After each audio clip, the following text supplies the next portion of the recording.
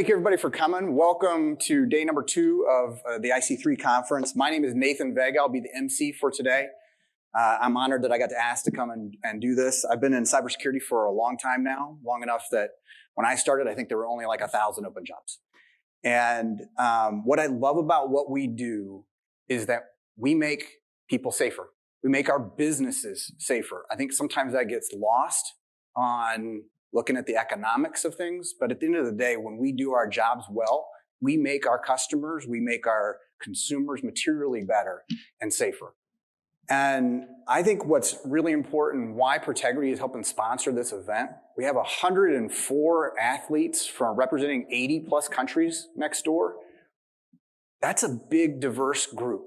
And if the World Economic Forum is to be believed, we need to continue to do that and include new people, build new cyber leaders across the hall, and help grow. We have a panel that's going to talk about building high-performance teams. I think this is critical.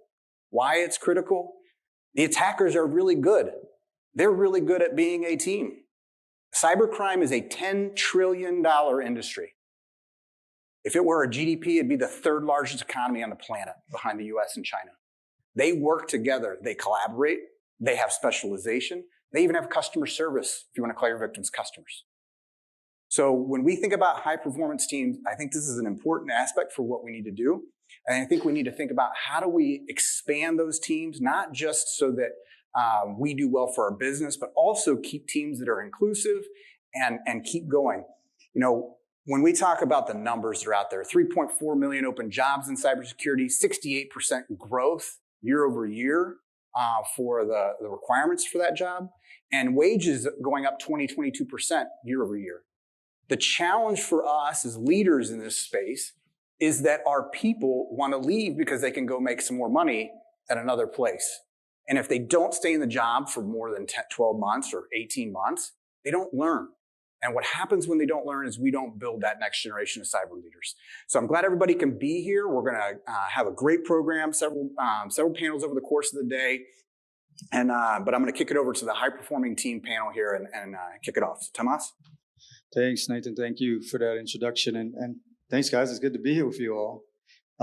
So look, why don't we just jump right into this conversation? And I'll just start. I'm Tomás Maldonado. It's nice to see you all. I'm the CISO for the National Football League.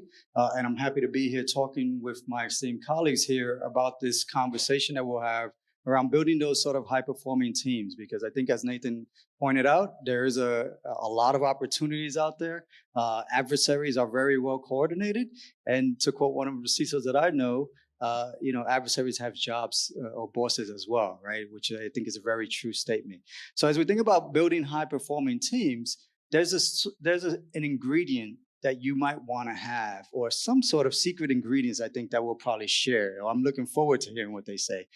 Some of the ingredients that I think that play into building high-performing teams, it's hard not to say, what's on top of mind for a lot of companies, but the whole aspects around diversity, not only diversity of gender, ethnicity, but also diversity of thought and background and skill set.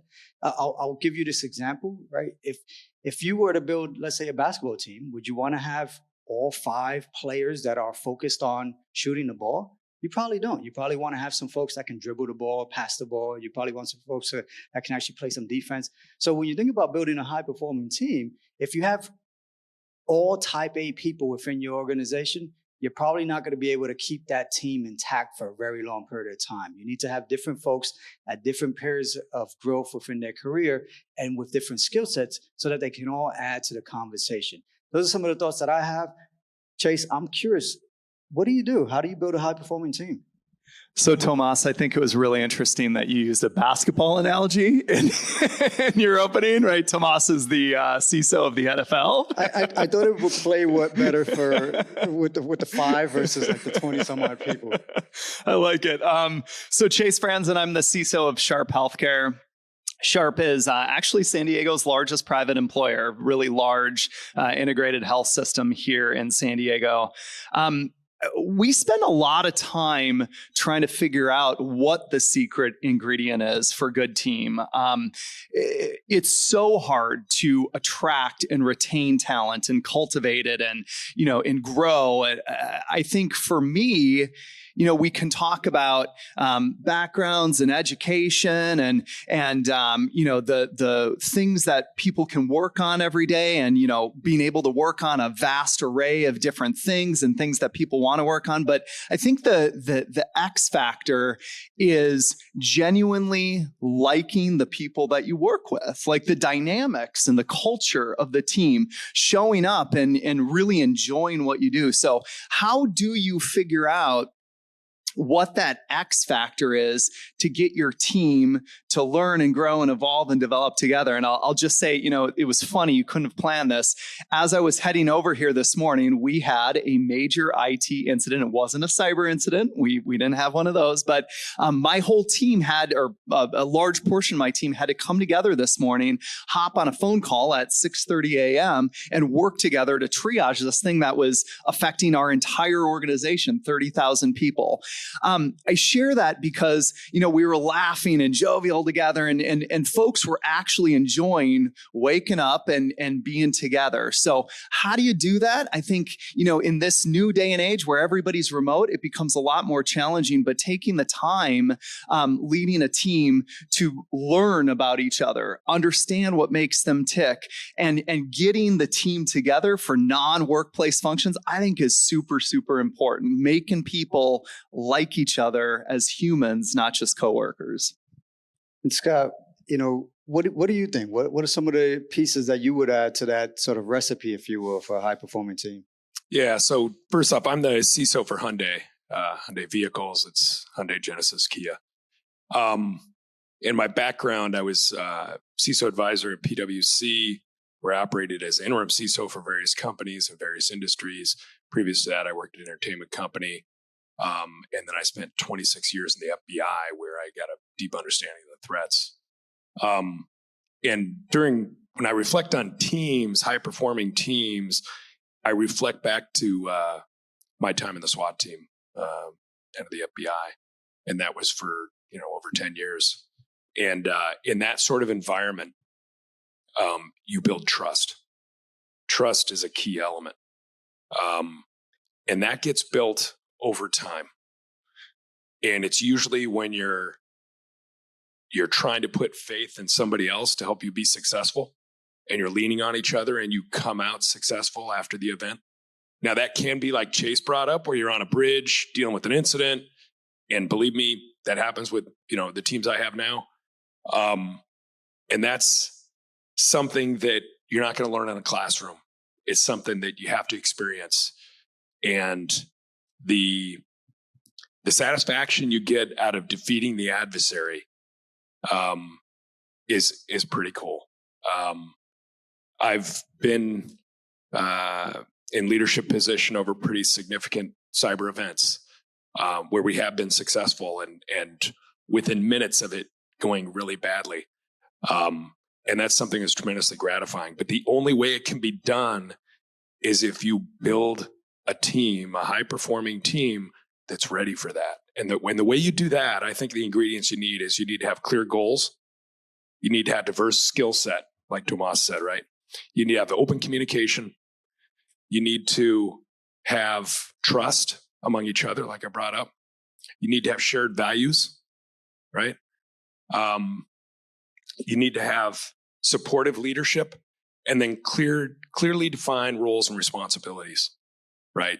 So I know when I'm addressing this, that Chase is taking care of this other aspect, and Dane is looking after this other issue. Because when you're dealing with the cyber event, there's a lot of moving parts. There's a lot of coordination that needs to be done. And you need to be able to have confidence in your team that they can respond where they need to and handle it. And that's only going to happen with clear goals, with clear roles and responsibility, with a shared vision. So I could go on and on about this stuff, but I think when you bring all those together, it's tremendously satisfying. It's like being on a sports team. It's like being on a SWAT team when you're overcoming the adversary.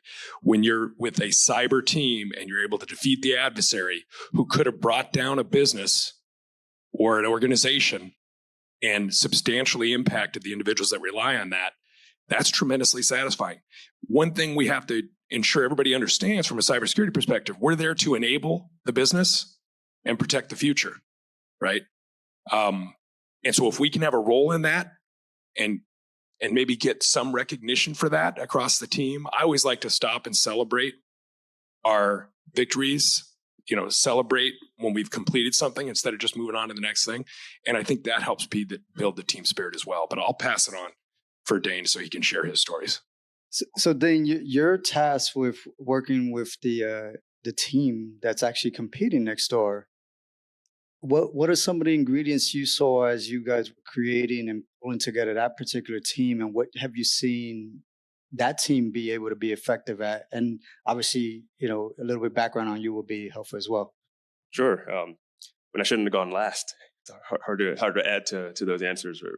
Really good insight that you guys brought to this.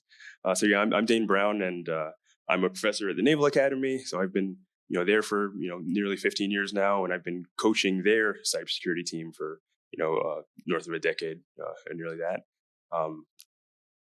So that's what I bring to teams in cybersecurity. When I got the offer to come be a coach for the cybergames, I jumped on that right away. Right, being able to take that to the next level and represent America, and kind of be able to develop our cyber workforce. I thought that was just something amazing, and I didn't want to pass up on that. So really glad to be here, and so I'm not going to try to step on your toes, but I'll approach this from the other side of building these high performance teams, of what I see on building teams that play CTFs and compete at the highest levels, which is the kind of three phases that I see, which is life before being on the team, right? Your life being on the team, and then your life after the team. And if you're looking at longevity of a high performance team, I think you have to be considering all three of those as you go through it. So, first, life before is kind of having that strong pipeline. And for cybersecurity specifically, with our teams, we have a lot of young players, right? College age, even some high school students. And, there isn't even time for everyone to have like a full computer science degree, even if you thought that's what was needed going into it. So how do we get resources out there that are open, that are inspiring them to do it and to get into the field, playing these games, developing themselves and wanting to be on our team. Two, once they make the team, how are you continuing to develop them and cultivate a good atmosphere, giving them training, giving them opportunities, and looking out for their welfare, right? Making sure that they're enjoying what they're doing. And then, obviously your phase afterwards, right? What are they going to do when this is all over, right? That itself isn't a job, but as we've said, this is a field that is continuing to grow, continuing to have needs for talented people to join and fill those positions. So we're looking at this as just one of those alternates of where, amazing companies are seeing, hey, here is the young talent that I want working for me, and they have something to aspire to when they leave that team. So our high performance team is something that is taking care of, I think, all three of those phases, and opening up the opportunities for the people who are doing it.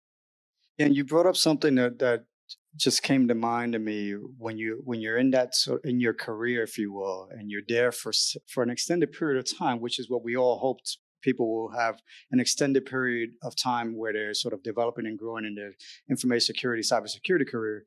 And it's having those different champions and coaches that are within your dynamics of your team to help the junior level talent get acclimated, help the senior level talent continue to build and get the structure that you need for your organization.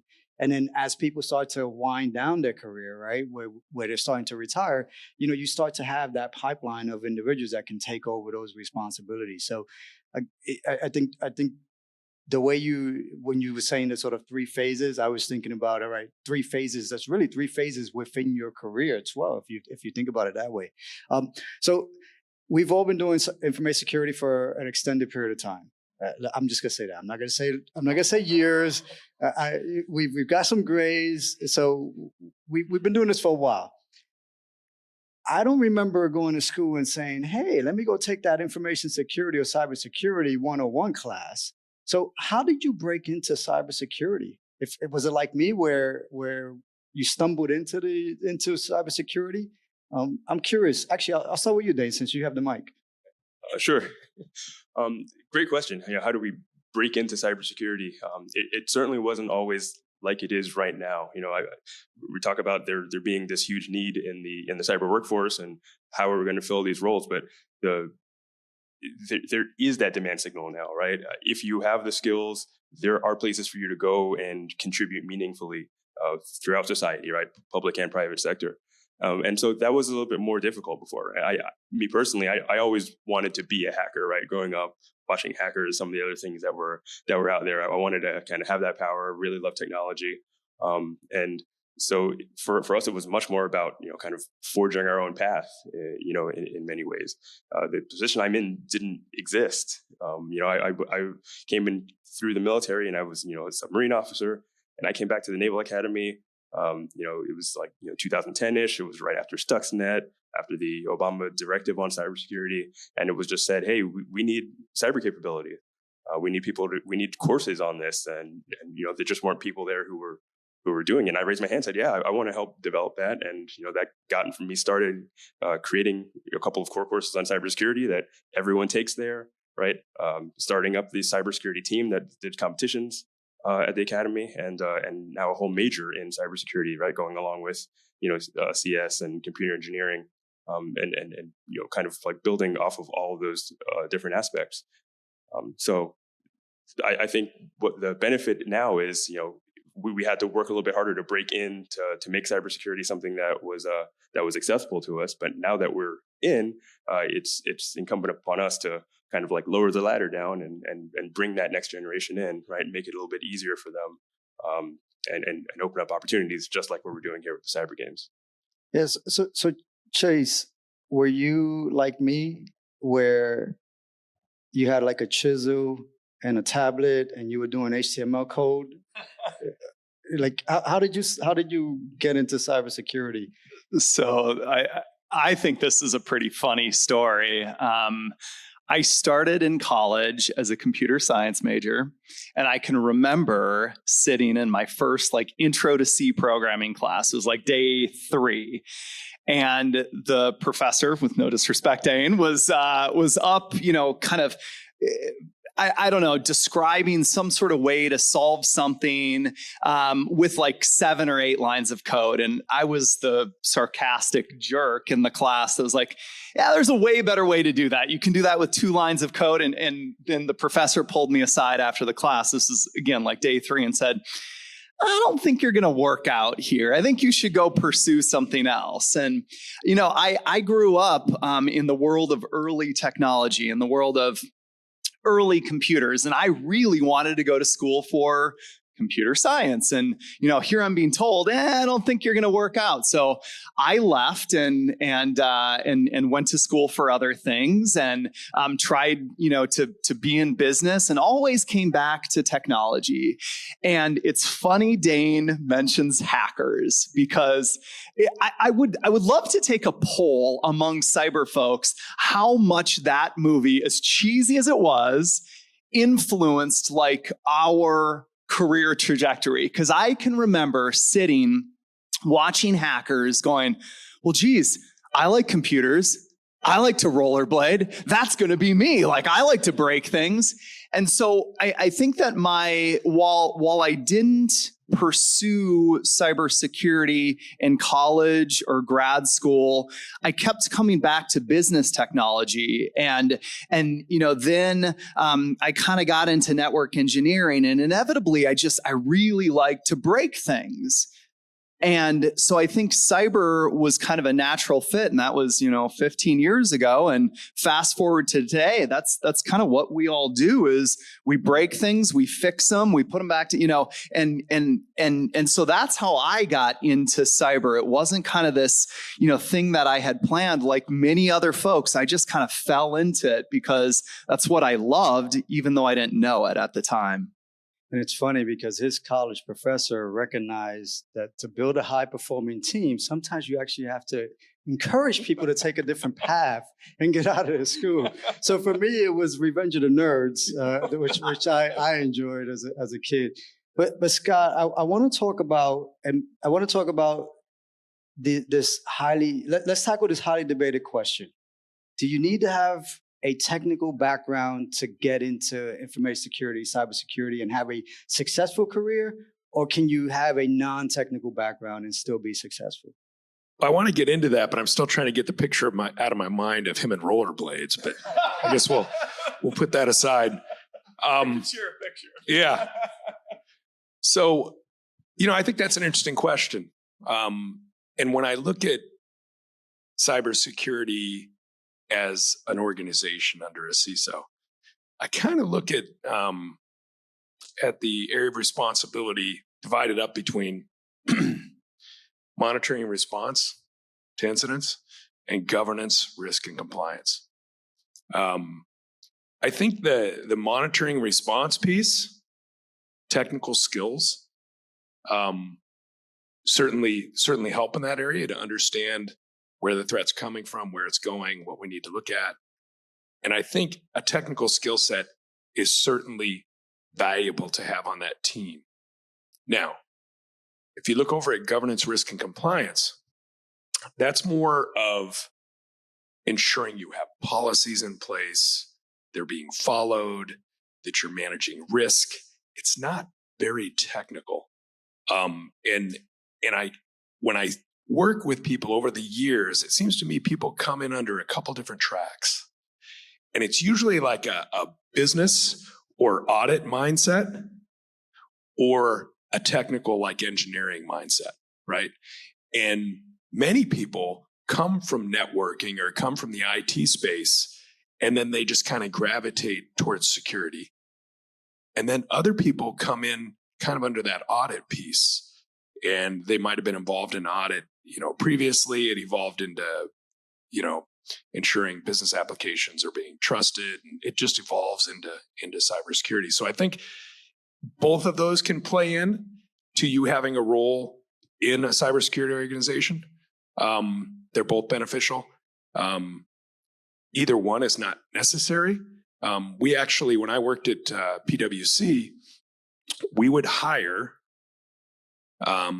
people with engineering degrees, chemical engineering, mechanical engineering, electrical engineering, to train them in cyber, because there's not enough organizations out there teaching cyber, right? So we did handle that technical track coming in, but that's kind of my experience, what I've observed over the years. And I almost wish that I spent more time when I was in college. So I was a computer science major. I wish I would have spent more time focusing in on I'll call it the soft side of the soft skills, right? Or the things that you could develop with like communications, marketing, negotiation, influencing business. I wish I would have spent more time focusing on that versus the computer science track, because as you start to develop your career and you continue to grow, by golly, my job is a translator. I'm here to translate very technical and complex topics to business terms. And then I also need to be able to market my program. I need to be able to justify and sell my program and put up good value propositions to obtain budget and funding to be able to execute on my program. So as you continue to grow your career, you start to realize that you actually need a very broad set of skills.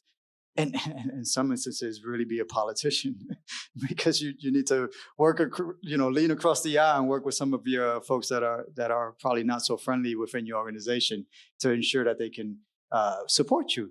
But then you're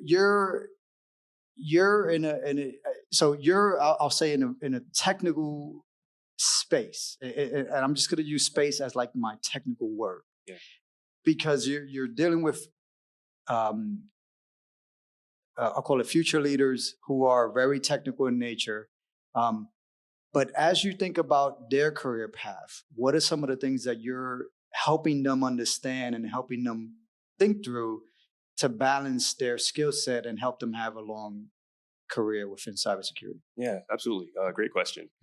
And so kind of continuing with this, I think the question of, hey, should you be technical or non-technical is it's obviously an ongoing debate, and it's really interesting. And my PhD is in computer engineering, and I coach cyber teams that are, doing forensics and reverse engineering, web exploitation, all the time. And so it's clear how important the technical aspect of this is, right? And everyone up here has a technical background as well. So it's probably not surprising that my answer leans more towards yes. You do need to have that technical aspect. You need to have that technical background in cybersecurity, and I don't try to say it in a way to downplay the rest of it. Right? I say it as far as what cybersecurity is. What we're dealing with is technical. Right? We are dealing with systems, and yes, there's and also there's a people component of it as well. But if you don't have any of that technical background, I tend to see that it's harder to know, what makes for good policy and how to handle, an organization that is dealing with something that at its core is based on technology. So having that understanding is super important. And so the way that we do this, our officers, like from the Naval Academy, are they're going to be commissioned in all kinds of places. I have just a few people who go into the cyber realm, the hardcore hackers that I'm training, but other people are going to, they're going to go fly airplanes. They're going to be on surface ships. We're going to have Marines. But we've decided that everyone is going to have core courses in cybersecurity, right? Because the platforms that they're going to work on, the communications that they're going to have with each other, all have that technical fundamental, and they need to have an understanding of it to be able to perform their job effectively. So that's why I think that technical base is important. Yeah, and look, and I think the interesting thing that we're going to see, and that we're going to see with respect to technical and supplementing the technical capabilities, is artificial intelligence. So I'm curious, Chase, and not to pivot too far away from this conversation, but I'm curious, as you're thinking through responding to providing insight on that, and then I want to sort of pivot back to maybe Scott or Dane, as we think about artificial intelligence enhancing those capabilities or those technical capabilities. Do you see artificial intelligence being a crutch to some non-technical people? Do you see artificial intelligence supplementing some of the technical skills that you may need to be able to be successful and have a successful information security, cybersecurity career? Just curious on your thoughts. Yeah, it's a really good question. Let me pick that up by kind of piggybacking on Dane's comment. So I want to be clear, because you didn't say you have to be technical. You just said, there's obviously a huge bias and propensity toward technical people. I'm sure all of our teams, the majority, are pretty technical folks, but I want to be really I'm still technical. I'm still technical. My firewall like team love it when I go and touch the firewalls. Yeah. Do you have access to prod? I'm really trying to get access to prod. But I do want to be clear, because our most recent hire on my team has absolutely no technical background. We hired a psychologist, and he has a role in interacting with the rest of our workforce on security training and awareness, because who better than a psychologist that understands human behavior to interface with our workforce? I mean, I hate quoting statistics off the top of my head, but the Verizon data breach report just came out, and something like 4/5 of every attack has some sort of human element, right? Social engineering is more prevalent than ever. Tie that back to artificial intelligence. Artificial intelligence is only going to make social engineering better, right? This idea of like, oh, here's how you spot a phishing email. Look for the bad grammar. Look for the misspellings. Look for the, the bad use of your brand or a pixelated image, right? AI is going to fix all of that for the people that are phishing you, right? So we made the very conscious decision to hire somebody that has no technical background, that understands the way that humans think really, really well, to come in and lead that program. So I know you didn't say you have to be technical, but I just want to underline, I think there's a massive amount of space for non-technical people in cybersecurity. And I think back to the whole diversity of thought, it's so important to have those people in our teams that haven't drank the tech Kool-Aid to really help our team become more diverse, a larger kind of diversity of thought. So I think that's critical. critically important. Back to your question, Tomás, on AI and whether that will help the non-technical person, whether it becomes a crutch for the non-technical person. I think the answer is kind of yes and no. I mean, and I think the honest answer is we don't know yet, right? I mean, like the difference between GPT, for instance, 3.5 and 4 is massive, right? So I'm not really sure yet. I know that this is going to greatly change our jobs, our teams, the way we do cybersecurity, but I'm not sure that AI just becomes this magical panacea for, not having technical chops. I don't think so. No, and I think that's a good point. And I think, Scott, I'd like you to weigh in on the topic of, do you need to be technical or non-technical, given your background, given the work that you did at the FBI, given what you're doing now at Hyundai, share your thoughts. Let's hear what you got. Yeah. So, I mean, I think it is an interesting question. I'm still trying to figure out how you can hire a psychologist to do employee training. I don't have a budget like that, but that's amazing. It's interesting because when I listen to everybody on the panel, they all make very good points. And when I look across my team, I have 20 people. I would say maybe 2/3 of them are technical, very technical, but a third aren't. And, I think Tomás brought it up. We need to be able to communicate ultimately this very technical thing we do to everyone in the organization, because security cannot operate alone. And we need to evangelize security at every opportunity. And the only way you can do that is to keep it simple. One thing I always try to work towards is keeping it at three things. When you go to talk to somebody about cybersecurity, about something technical, just make it 3 simple things. Simplify it to 3. As soon as you start going 4, 5, 6, 7 things, you'll lose people. Try to keep it high level, but you do have to have a decent technical understanding to be able to bubble it up and make it consumable. Because you got to remember, the people you're engaging with, they might be a specialist in HR. They know a lot of stuff about HR. Or they might be a specialist in marketing, and they don't have a security background. So you got to kind of keep it simple. So I think being able to communicate can come with years of experience if you're a technical person and you happen to move up in the organization. But you can readily bring somebody on with a psychology degree that, they can communicate to others and they can learn. I think when it comes to security professionals, everybody kind of has a different story of how they got there and why they're passionate about security. And I think what you want to do is you want to find out about that and groom that, to Dane's point, understand where they're coming from, how they can fit in your organization, how you can help them grow. You want to be a good mentor to your people.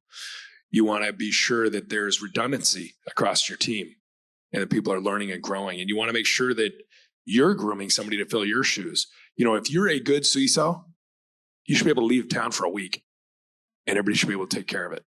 And you should have confidence they can do it. Now, I got to tell you, I've been where I'm at now for a year and a half. I just now attained that level where I could leave, and I left for 5 days and they just handled it.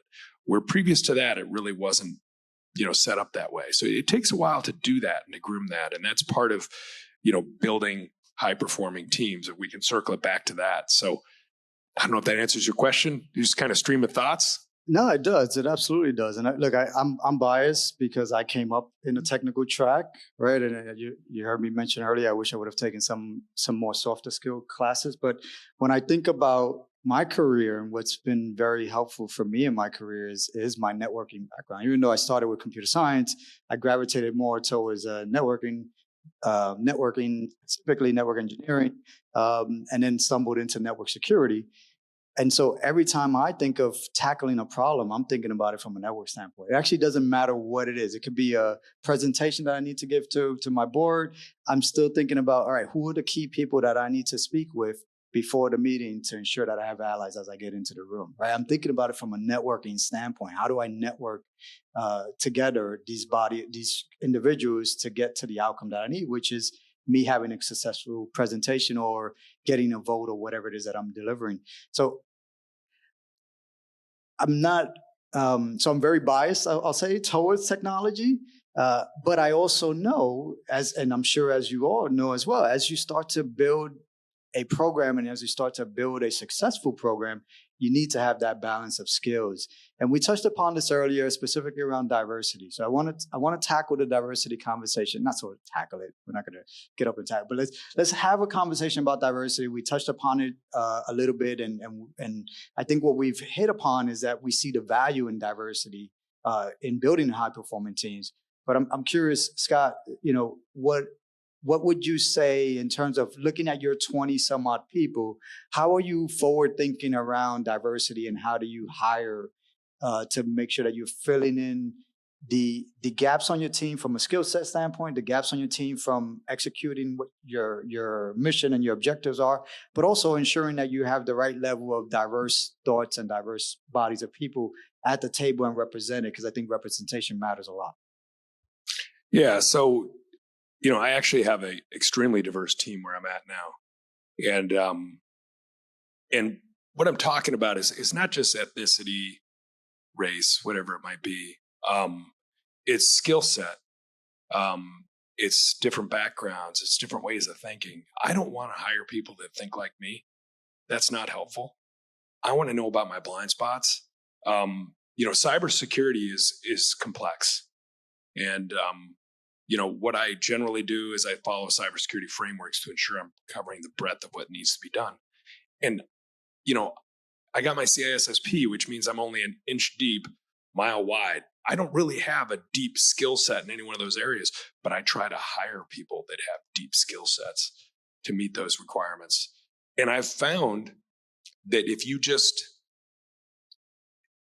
ensure you're getting the best candidate for that particular role, that you include in your panel a diverse panel to interview the individuals, that inevitably you're going to get the best qualified candidate, and they usually come from a diverse background than from the others. And I don't really focus on hiring somebody because of their race or because of their ethnicity. I focus on trying to hire the best qualified individual, and I ensure that my workforce does represent the general public in a diverse way, and it always has to date.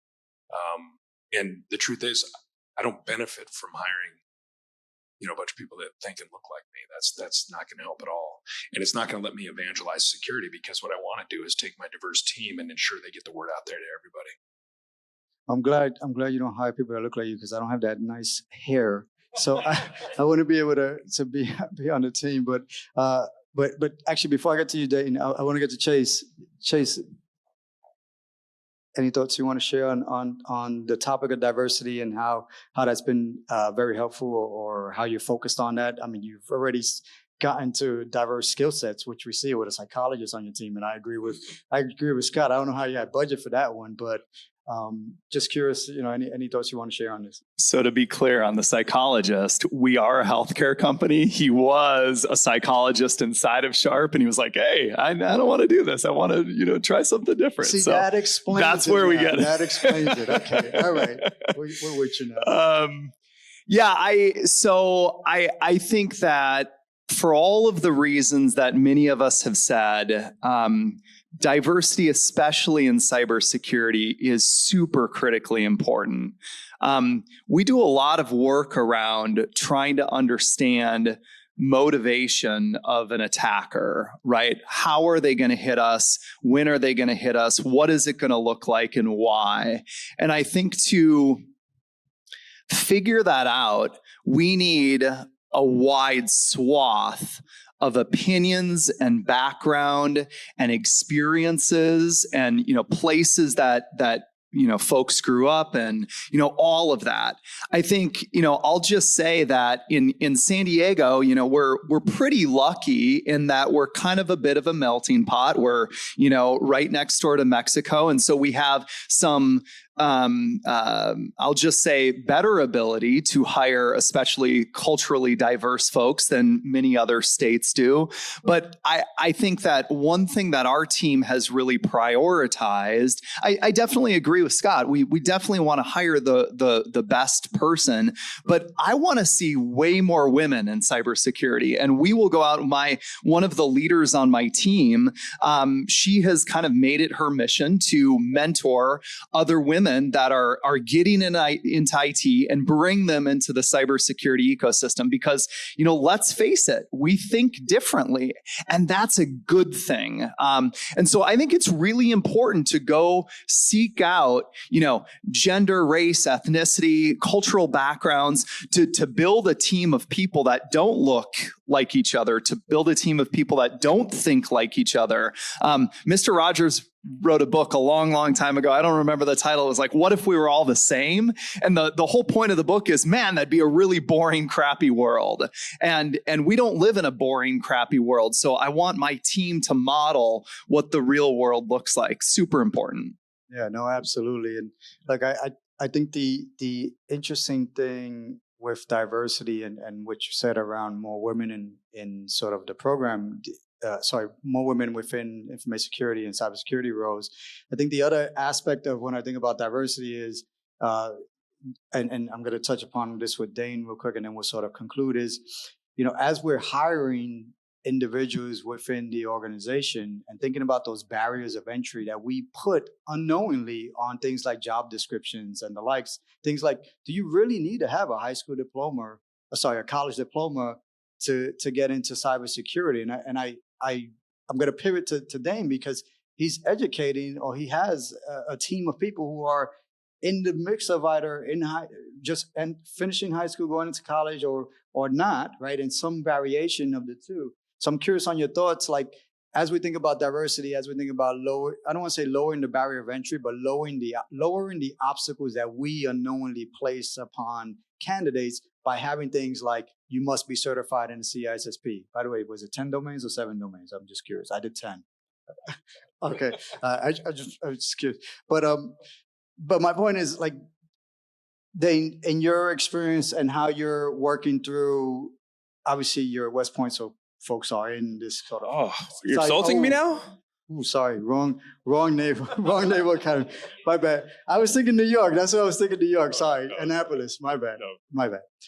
So you're there. Folks are sort of taking that next level in their life and in their career. What are your thoughts on diversity, on bringing a pool of people together, and then let's bring it back to the sort of high performance teams as well? Absolutely. So yeah, thank you. And I think we can add, diversity and the importance of diversity in a team is, one of the things that we're just going to violently agree on all day up here, as well as, the need for technical and non-technical folks. Super important to have, psychologists, people from all different kind of walks of life on your team. And what I'm going with it is, everyone bringing their expertise, they are able to amplify that, right, by having a good foundational knowledge of technology, right? A psychologist is going to bring things about human nature and understanding how people think and act much better than those of us who are just mired down looking at binaries all day long. But if that psychologist now goes and gets a Security Plus, or studies up and gets a CISSP, something like that, they are going to be able to have a much better understanding of the landscape of the industry, of the field, and just be able to be that much better of a contributor, understanding the threats and being able to apply their expertise to your mission, right? And so that's all I have to go on with that. So diversity is important. Having people from all walks of life, technical and non-technical people are good, but everyone enhances themselves as they kind of reach out beyond their particular expertise and become, a better, well-rounded team player. And so the last part of this is, how are we managing this on our team, like the cyber team? We have people from all walks. Do we need a college degree? I'm a college professor, right? And so this might be against my interest, but, not everyone needs that. Not everyone needs to come from the exact same place. If you are a high schooler and you get the get the expertise, just through your own interest, learning, maybe getting a couple certifications. There's lots of programs that people are getting certs before they even graduate high school, right? That can get you in the door, right? And if you don't need to go to college and get a full CS degree or computer engineering degree or anything like that, that's fine, right? That can be your path, and you can still be a great contributor. On our cyber team right now, we have folks from 18 to 26, and some a little bit younger. So we have people who are PhD candidates right now, but we also have high schoolers, right? And they're both able to contribute, equally well to our team, despite the vast difference in experience they have of, pedagogically. So I never discount someone's experience just because of a piece of paper they may or may not have. No, very good points. And look, hopefully everybody enjoyed this conversation. Thank you, Dane. Thank you, Scott. Sorry, Dane, I didn't mean to say that. Other You're forgiven, Tomás. You're forgiven. Thank you, Chase. We'll have a beer after and get over it. And I'll pass it back to you, Nathan. Well, thank you, gentlemen. That was a great panel. A high-performing cyber team does not work in a vacuum, right? We collaborate, we support, and we change of our businesses. So when you look at an annual report that says, hey, we want to build better customer experiences, we want to enter new markets, we want to bring innovation into market, we want to get new customers somewhere, cybersecurity is a key and foundational piece to all of that. I think you guys have helped lay out how that can build a good team and integrate it into that business. So thank you, gentlemen.